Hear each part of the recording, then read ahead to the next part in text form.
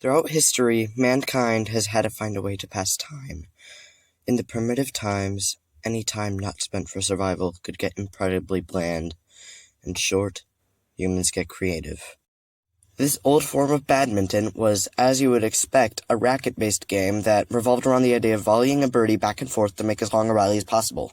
However, there were no boundary lines, no net, and the game was much more cooperative in nature. There's no point in an aggressive spike because you would be ruining your streak, and your partner would hit you almost as much as the candidates in the presidential debates. All jokes aside, official games of battledore and shuttlecock only date back to the 18th and 19th centuries, but similar games have been an art traced back several millennia. The game was created to keep our bodies healthy, to make our young men stronger and more robust, chasing idleness, blah, blah, blah. This was all according to a 1553 guide anyway. Who cares? Henry VIII was talented in the sport. Somehow. As you would expect, the balls were handmade and never perfectly spherical. But for a twist, the courts had walls, and the sport revolved around the balls. This unpredictability made it a good game for gamblers. No. Okay, let's get this done with. References to similar games date back to the 1700s, but none of these followed familiar baseball rules. Variations of the game were played at schoolyards by the time of the American Revolution, and they became very popular in growing cities among men searching for jobs. In New York City, some guys founded the Knickerbocker Baseball Club, and they sit at the basis for the modern rules. Done.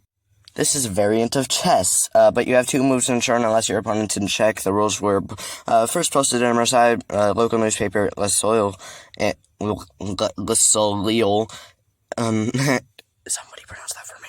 In 1925, since then it's just been a fun variant. Okay, moving on. It's the racket game with the ping pong paddle and the holy plastic balls. We all love it. After playing golf on a Saturday in 1965, Joel Pritchard, a congressman in Washington, and Bill Bell, a businessman, returned to Pritchard's place with nothing to do, so they wanted to play badminton. There was nothing but a net, so they had to improvise with ping pong paddles and holy balls. By 1972, pickleball was formed. Also in 1972, a good year, huh? Atari Inc. launched Pong. The ball doesn't bounce on the floor, it floats and gets whacked, but it launched an unthinkable era. Video games. 40 years later, the game launched that allowed you to do whatever you wanted, and many talented individuals built some of the largest game servers off the Minecraft engine.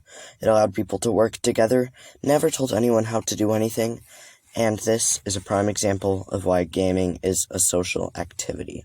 I believe that gaming, a historically significant aspect of society, will continue to grow, and as we continue into the digital age, the social aspect of playing games will expand there, but I don't think our classic sports and lawn games will go anywhere. I have faith that by 2050, the best parts of both types of these social games will expand, and our society will also continue to come up with new ways to pass our time.